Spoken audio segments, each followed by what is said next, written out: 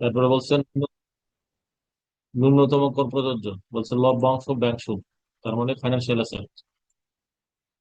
এই দুটার সমষ্টি হইলো 2,60,000। এইভাবে আসলো ন্যূনতম আর রেগুলার মিলে 9,45,000। এই 9,45,000-এর উপরে প্রদেয় কর 51,844। এটা থেকে বাদ দিচ্ছে ন্যূনতম মানে রেগুলার কর। রেগুলার কর 51,844 থেকে 23,563 বাদ দিলে বলছে এটা হলো লভ্যাংশ ব্যাংক সুদ আয়ের জন্য নিয়মিত কর দায়। মানে এই টাকাটা তার ফাইনালি দিতে হবে। কিন্তু উৎসে কাটছে কত টাকা দেখেন, 26,000। উৎসে যা কাটছে তার চেয়ে বেশি কর দেওয়া লাগবে, এই কারণে এই করটাই ফাইনাল হবে। এখন যদি দেখা যেত যে এই যে 51,844 আর এই ডিফারেন্স 28-এর জায়গায় আসছে 20,000, তখন এই 26,000 থেকে আর বাকি 6,000 ওই ব্যক্তি ফেরত পাবে না। এটা কয়েকবার প্র্যাকটিস করলে ক্লিয়ার হবে। তাহলে বলছে আয় বছরে তার প্রদেয় কর হইলো এই যে নিয়মিত উৎস আর 26,000, আর এটার মধ্যে যে পার্থক্য যেটা বেশি সেই টাকা। এই কারণে তার প্রদেয় কর হলো 51,844। এখান থেকে ওরা বিনিয়োগ রেয়াত বাদ যাবে। সঞ্চয়পত্রে বিনিয়োগ ছিল, জীবন বিমার প্রিমিয়াম দিছিল। তাহলে 9,45,000-এর উপরে মানে মোট আয়ের 3%, প্রকৃত বিনিয়োগ 15%, আর সর্বোচ্চ 10 লাখ, এর মধ্যে কম হলো 24,000 টাকা বাদ দিয়ে বাকি টাকা এই যে 27,844, এটা হলো প্রদেয় কর। এখন তার আয় বছরের শেষ তারিখে নিজ সম্পদ মানে তার অ্যাসেট থেকে লাইবিলিটি বাদ দিলে তার ছিল 20,30,000। সারচার্জের একটা সীমা দেওয়া আছে যে নেট ওয়েলথ কত টাকা হলে কত টাকা পরিমাণ কর সারচার্জ দেওয়া লাগবে। তাহলে এই 20,30,000 বছর 30% হারে সারচার্জ। তাহলে প্রদেয় কর 27,844-এর উপরে 30% হারে সারচার্জ। তাহলে উনি কর দিবেন 27,844, আর সারচার্জ দিবেন 8,353। এইভাবে 36,197 টাকা উনি জমা দেওয়া লাগবে। তাহলে 36,197 থেকে আমরা 26,000 টাকা ব্যাংক ইন্টারেস্ট থেকে কেটে রাখছি। এই কারণে এই বাকি 10,197 টাকা উনি ট্রেজারি চালান, সরি এই চালানের মাধ্যমে রিটার্নের সাথে জমা দিবেন। এই একটা অঙ্ক আপনারা দেখবেন বারবার। স্যার, বাকিগুলি অতটা দরকার নেই। এখন আসেন আমরা যারা চাকরি করি,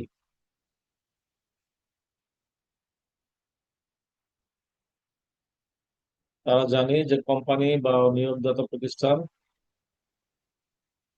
আমার যখন বেতন দেয়, বেতন দেওয়ার সময় আমার বেতন থেকে একটা টাকা কাটে।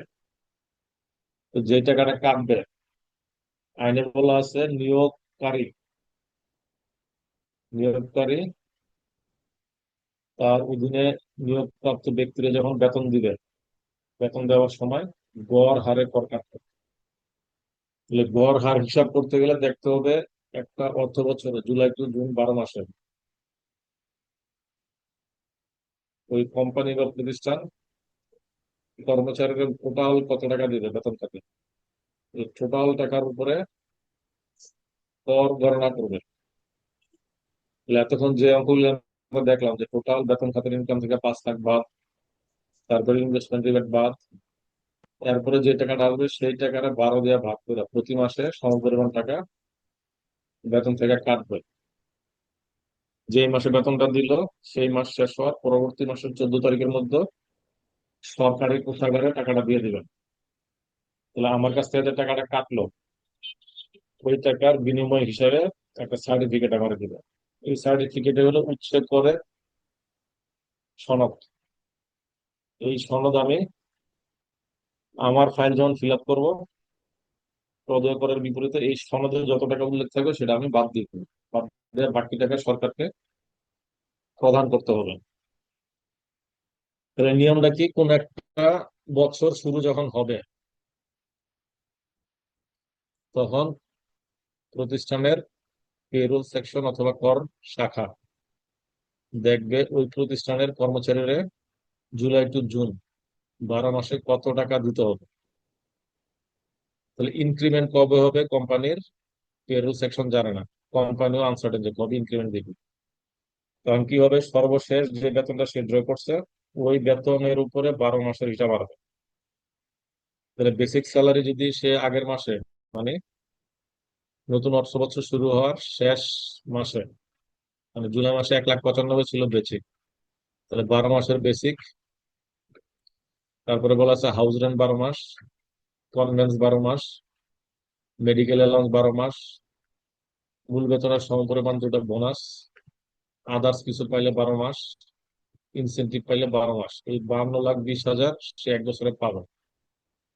তাহলে সিক্স শিডিউল পার্ট মানে বলা আছে 5 লাখ পর্যন্ত অব্যাহতি। তাহলে বাকি থাকলো 47,20,000 টাকা।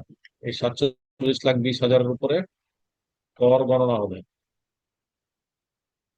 প্রথম 3,50,000 কর নাই, পরে 5%, পরের 3,10,000, পরের 4,15,000, পরের 5,20,000, পরের 30,25,000, এইভাবে 47,20,000-এর উপরে কর আসছে 9,62,000। এখান থেকে আমি বিনিয়োগ রেয়াত বাদ দিব। তাহলে বিনিয়োগ রেয়াত আমরা জানি,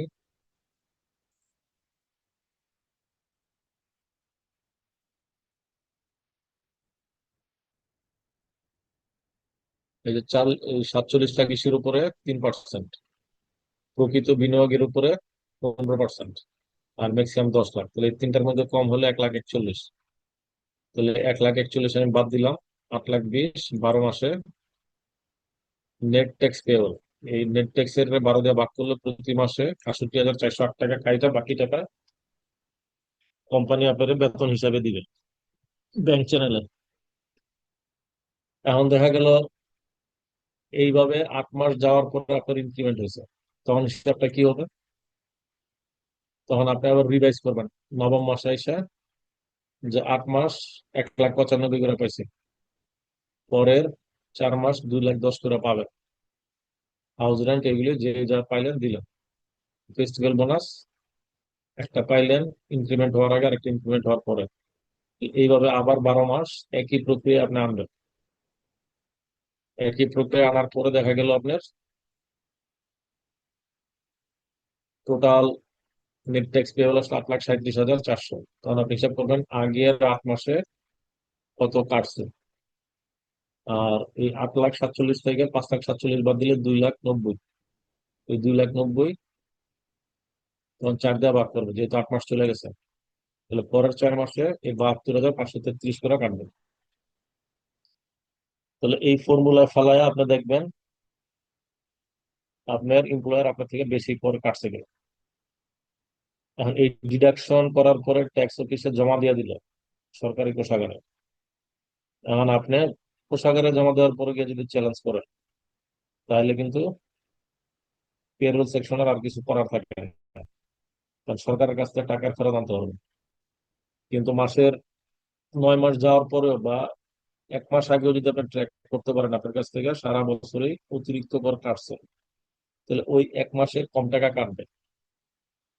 এখন অ্যাসেসমেন্ট যখন হবে, অতিরিক্ত কর জমা দিয়ে দিচ্ছেন, তাহলে ওই করটা আপনি পরের বছর সমন্বয় করতে পারবেন। নিজেদের মধ্যে ঝগড়াঝাটি করার সেক্ষেত্রে আর কোনো দরকার নেই। তাহলে এটা কিন্তু এক্সেল শিটটা আপনাদের দেওয়া আছে, আপনারা এইভাবে প্র্যাকটিস করবেন।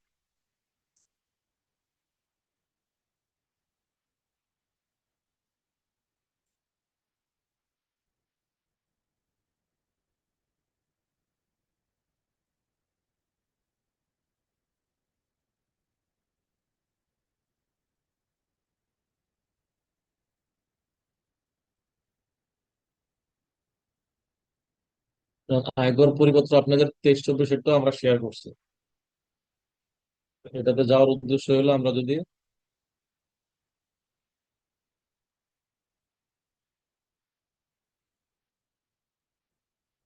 মানে শেয়ার খাতের আয়, মানে শেয়ার স্কিম থেকে যদি আয় থাকে কিভাবে হিসাব করবেন। এখানে এখানে একটা উদাহরণ দেওয়া আছে, যেটা বলছিলাম উদাহরণে গেলে আমরা বুঝি।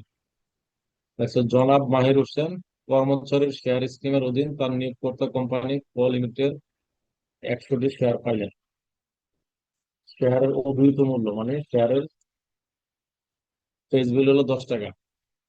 এই 10 টাকার শেয়ারটা মার্কেটে লেনদেন হয় 1,000 টাকা করে।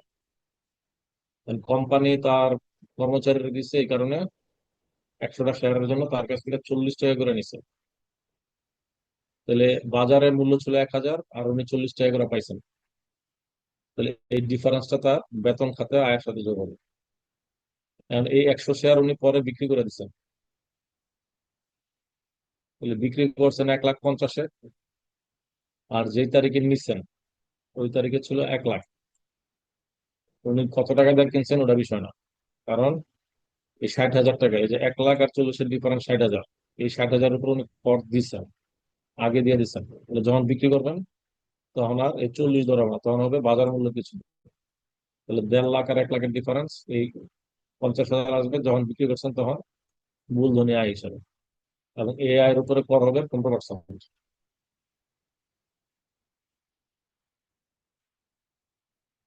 আরেকটা বিষয় আছে যে শেয়ার স্কিম থেকে শেয়ার আপনারা দেওয়া হইলো, আপনি ওই শেয়ার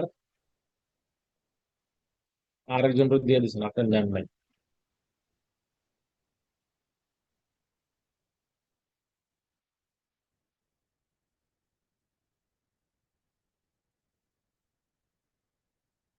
আর একটা উদাহরণ দিচ্ছে যে আমাজন আজমান, জনাব আজমান একটি প্রতিষ্ঠানের একজন বেতনভুক্ত কর্মকর্তা 500টি শেয়ার ক্রয় করেন। শেয়ারের ক্রয় মূল্য ছিল 200 টাকা করে। এখন এই জায়গায় কিন্তু বলা নাই যে শেয়ার স্কিম থেকে নিছে, বলছে কোম্পানি শেয়ার ক্রয় করছে, তার মানে সে মার্কেট থেকে কিনে নিছে বা অন্য ব্যক্তির কাছ থেকে কিনছে, কোম্পানি তারা দেয় নাই। তাহলে বলছে এটা এই যে শেয়ার স্কিমের অধীনে করেন নাই, এই কারণে এটা বেতন খাতার আওতায় আসবে না।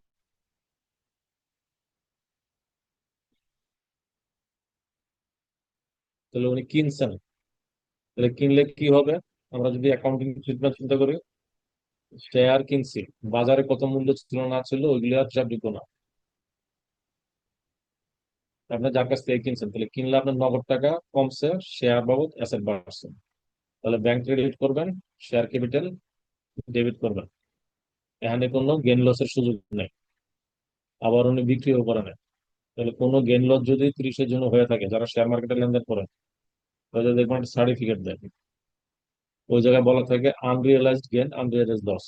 তাহলে এগুলোর ইম্প্যাক্ট দেখানো লাগবে না, কারণ ইম্প্যাক্ট আসবে যখন আপনি রিয়েলাইজ করবেন।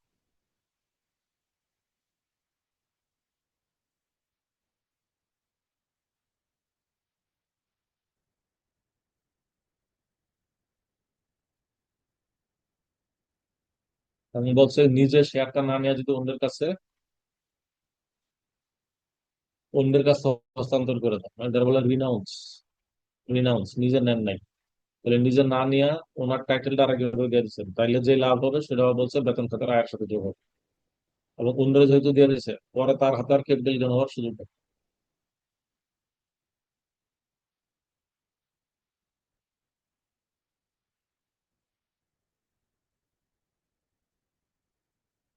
তারপরে আসলে আমরা একটা পার্কিজিটের উদাহরণ দেখি।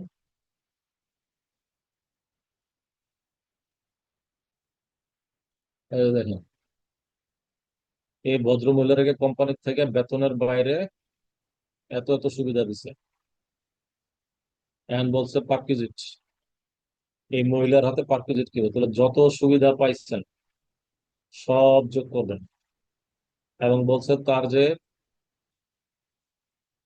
ট্যাক্স, ওই ট্যাক্সও সরকারে দিয়ে দিচ্ছেন কোম্পানি। তাহলে কোম্পানি ট্যাক্স সরকারে দিয়ে দিচ্ছেন, এটা এই মহিলার জন্য পার্কিজিট না, কারণ সরকারের ট্যাক্স কোম্পানি দিয়ে দিচ্ছে। এই সুবিধা মহিলা পান না, সরকার ট্যাক্স পাই গেছে, তার মানে দ্বিতীয়বার এই ভদ্র মহিলার আর কর দেওয়া লাগবে না। এই কারণে বলছে এটা তার হাতে করযোগ্য আয় বা সুবিধা নয়। কিন্তু যখন আমরা হিসাব করবো যে কোম্পানি কত সুবিধা দিল বা কোম্পানির বুকসে কত খরচ দেখাইলো, সেক্ষেত্রে দেখেন এই যে পরিশোধিত আয়কর আনছে, আয়কর আনার পরে টোটাল সুবিধা হয়েছে 48,84,00,000। 23 সালে ছিল যে কোম্পানি কোনো ব্যক্তিরে 10 লাখের অতিরিক্ত দিলে সেটার উপর ট্যাক্স হবে, আর এই বছর নিয়ে আসছে 10-এর জায়গায় 20। তাহলে 48 থেকে 20 বাদ দিলে বাকি 28 লাখের উপরে কোম্পানি কর প্রদান করবে।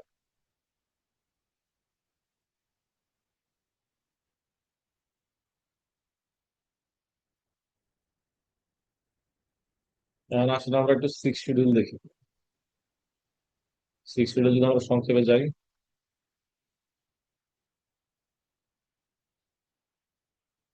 আপনাদেরকে তফসিলটা দেওয়া আছে।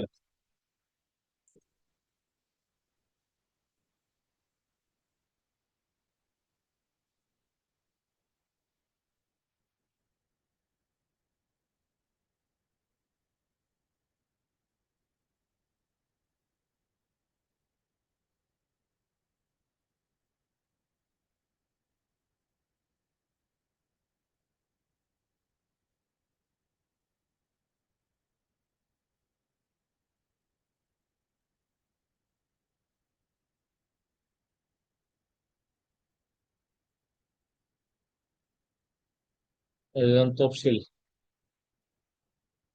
এখানে 61 পাতার একটা সামারি আছে। সামারির মধ্যে আপনার স্বাভাবিক ব্যক্তির করদাতা হিসাব করতে গেলে সিক্স শিডিউল অবশ্যই ভালোভাবে দেখতে হবে।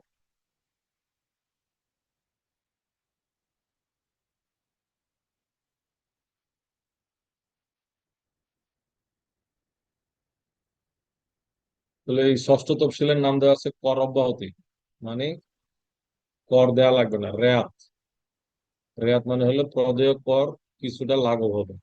আর এটা হলো ক্রেডিট। তাহলে হচ্ছে মোট আয় পরিগণনা হইতে বাদ। তাহলে আপনাদের কাজ হবে এটার পাশে লিখবে, নাকি বেতন খাতে পড়ছে, ব্যবসা খাতে পড়ছে, না কোন খাতে। দেখেন কর্মচারীরা, এটা বেতন খাতে বলছে বাংলাদেশ সরকারের সাথে অন্য কোনো সরকারের যদি আন্তর্জাতিক চুক্তি থাকে, ওই চুক্তির অধীনে কেউ চাকরি করলে ওই চাকরি থেকে যে আয় হবে সেই আয়ের উপরে ওই কর্মচারীর কোনো কম নেই। তারপর বলছে নির্ধারিত যে কোনো আয়, এটাও দেখবেন এই যে পারিতোষিক। তাহলে কারা? বৈদেশিক রাষ্ট্রের রাষ্ট্রদূত, high commissioner, envoy, minister, charge d'affaires, commissioner, council, তারপরে কনসুল দ্য ক্যারিয়ার, সেক্রেটারি, দূতাবাসের উপদেষ্টা, অ্যাটাচি, হাই কমিশনার, বৈদেশিক রাষ্ট্রের লিগেশন বা কমিশন, তাদের যে চাকরির বিনিময় ইনকাম বাংলাদেশে, তার উপরে কোনো কর দেওয়া লাগবে না। তারপর বাংলাদেশে অবস্থিত বিদেশি রাষ্ট্রের ট্রেড কমিশনার, কর্মচারীর কোনো অফিস স্টাফের, আমি বলছি এই যে কর্মচারী তাদের যদি আবার কোনো অফিস স্টাফ থাকে, তাদেরও কোনো কর দেওয়া লাগবে না বেতন খাতে। তারপর হচ্ছে সরকার বা স্থানীয় কর্তৃপক্ষ কর্তৃক প্রাপ্ত অনুদান,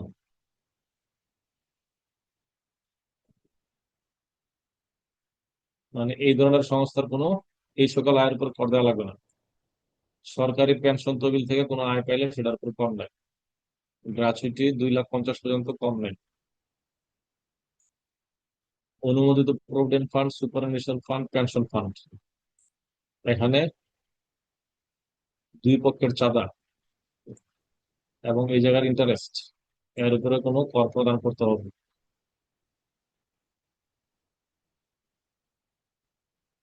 তারপরে দেন সেভিং সার্টিফিকেট, এই সকল জায়গা থেকে যা ইন্টারেস্ট পাবেন সেটার উপর আপনার কর দেওয়া লাগবে না, যদি ওই বছরে একুমুলেটেড ইনভেস্টমেন্ট 5 লাখ টাকা পর্যন্ত হবে। কিন্তু 5 লাখ টাকার অতিরিক্ত হইলে সুদ ইনকামের উপরে কর দেওয়া লাগবে। এটা নিয়ে আমি আপনার লাফালাফির দরকার নাই, কারণ যে ব্যাংকের মাধ্যমে আপনি ইনভেস্ট করবেন সে সার্টিফিকেট দেওয়ার সময় তার ডাটা বেস থেকে সহজেই ক্যালকুলেশন চলে আসবে। তাহলে চেষ্টা করবেন 5 লাখ টাকার বেশি ইনভেস্টমেন্ট না করতে। আবার চেষ্টা করতে গিয়ে দেখা গেলো যে আপনার মেয়াদ ছিল 3 বছর, যে 3 মাস অন্তর মুনাফা ভিত্তিক সঞ্চয়পত্র, 5 বছরের সঞ্চয়পত্র, পরিবার সঞ্চয়পত্র, পেনশনার সেভিং সার্টিফিকেট, এরকম বিভিন্ন নাম থাকে, ওইগুলোর মেয়াদ থাকে। এখন আপনি চালাই করার মেয়াদের আগে ভাঙাইলেন, ভাঙায় আবার 3 দিন পর আবার কিনলেন, এই জিনিস ধরা খেলে যত টাকা আপনার সুবিধা নিলেন পুরো টাকায় আবার গচ্ছা।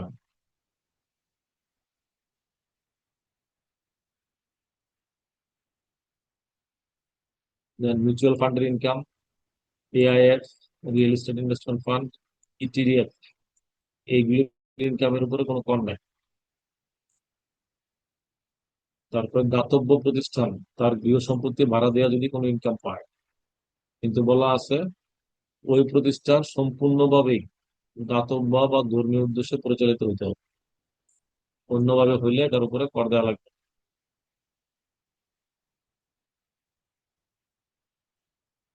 যারা এনজিও তাদের জন্য এই 12 নম্বর খুব গুরুত্বপূর্ণ। 12 আর 13 এই যে ব্যাখ্যায় বলা আছে।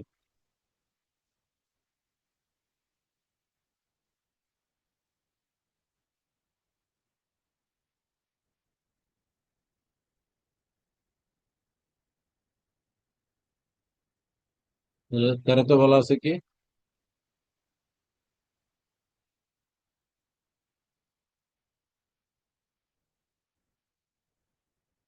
এই মাইক্রো ক্রেডিট প্রতিষ্ঠান তার সদস্যদের সেবা দিয়ে যদি কোনো ইনকাম পায় বা সার্ভিস চার্জ পায়, সেই সার্ভিস চার্জের উপরে কর হবে না। বলছে এই সার্ভিস চার্জ মাইক্রো ক্রেডিট হিসেবে আবর্তিত হইতে হবে।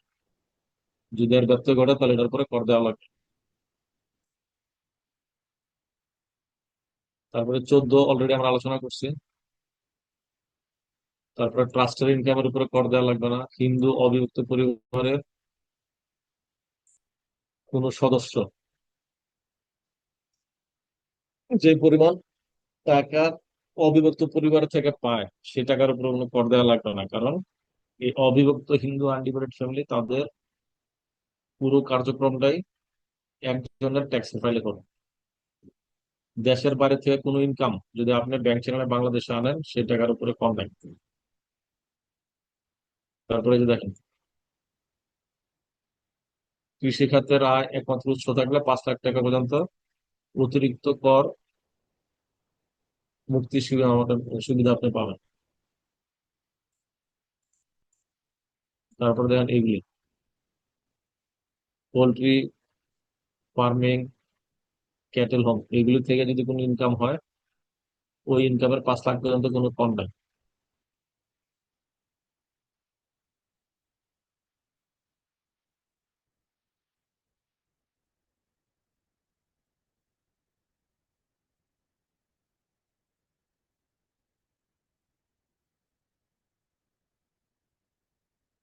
আর এটা হচ্ছে মোট আয় পরিগণনা হয়তো বাদ।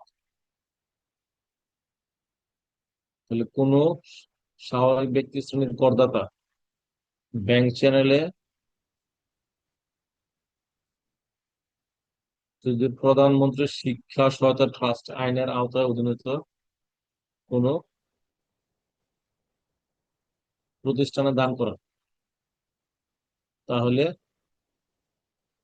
আপনার মোট আয়ের 10% বা 1 কোটি টাকা, এই দুটার মধ্যে যা কম সেই পরিমাণ খরচ যদি আপনি করেন, সেই খরচটা আপনার মোট আয় থেকে বাদ যাবে।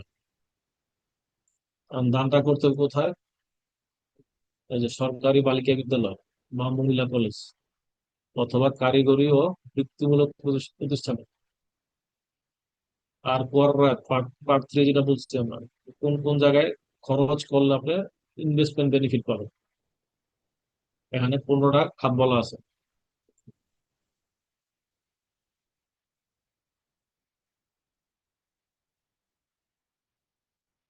তাহলে দেন 15 কিন্তু এখানে রয়ে গেছে, এছাড়াও তো এটা বাদ দেওয়া হয়েছে। নতুন গভর্নমেন্ট এসে এটা বাতিল করে দিচ্ছে।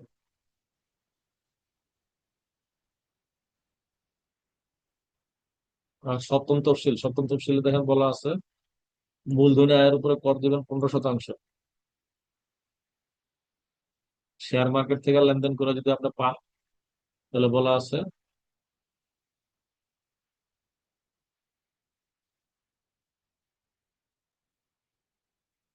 এই ক্ষেত্রে শেয়ার গেমের উপরে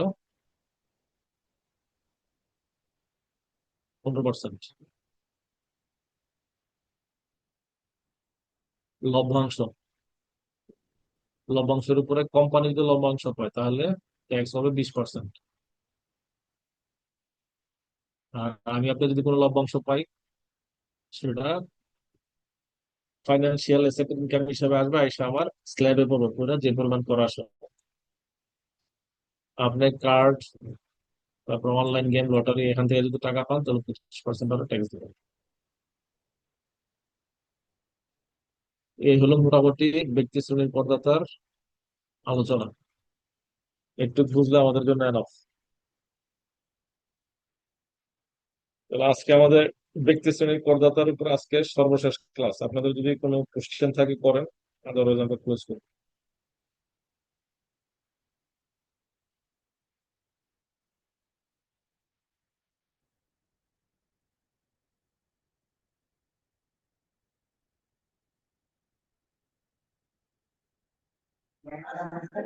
আপনাদের কোনো কোশ্চেন থাকলে করতে পারেন।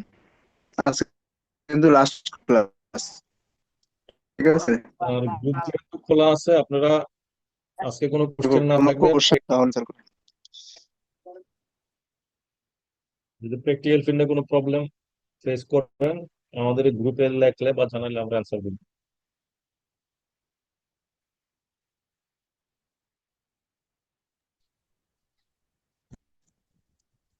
তো স্যার আপনাদের আমরা কোনো যখন আলোচনা না প্র্যাকটিস থাকলে আমরা করব, স্যার আমরা যখন প্র্যাকটিসে কোনো প্রবলেমে পড়বো তখন হয়তো বিষয়গুলা ক্লিয়ার হতে পারে স্যার। বুঝবো। না, এর পাশাপাশি ওই যে যেটা বললাম যে 3 বছরের পরিপত্রগুলি একটু একটু ধাপের। প্রথম হলো আয়কর নির্দেশিকা, তারপর পরিপত্র। এই দুইটা আইটেম ঘাটলে দেখবেন যে মোটামুটি অনেক কিছু ক্লিয়ার হবে।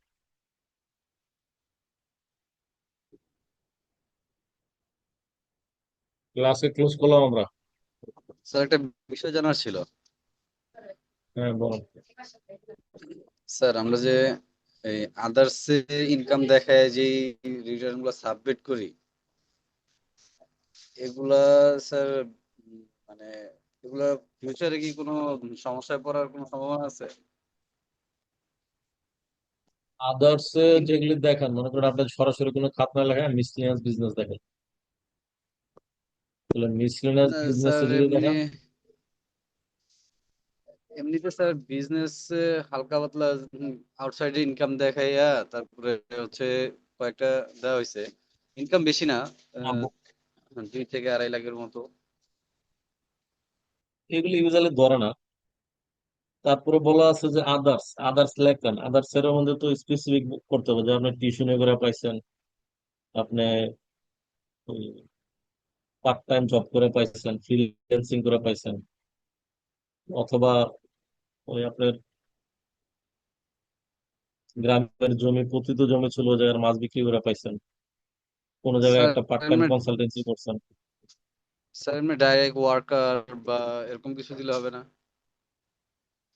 ওয়ার্কার হইলেও তো ওটা আইনে বলা আছে, এটা বেতন খাত। বেতন খাতে? মানে যেটা যেই খাতে প্রযোজ্য ওই খাতে দেখাইতে হবে।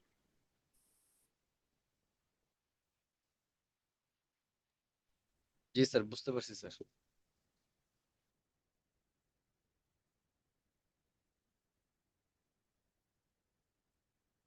তাহলে ভালো থাকেন সবাই, আর প্র্যাকটিস করেন। প্র্যাকটিস না করলে আয়কর বেশি দিন মাথায় থাকে না। যে কোনো সাবজেক্টে ইনশাল্লাহ স্যার। প্র্যাকটিস না করলে দেখবেন যে মাথা থেকে ছুটে যায়। জি স্যার। ঠিক আছে ভাই, খোদা হাফেজ সবাই। ভালো থাকেন সবাই। আসসালামু আলাইকুম।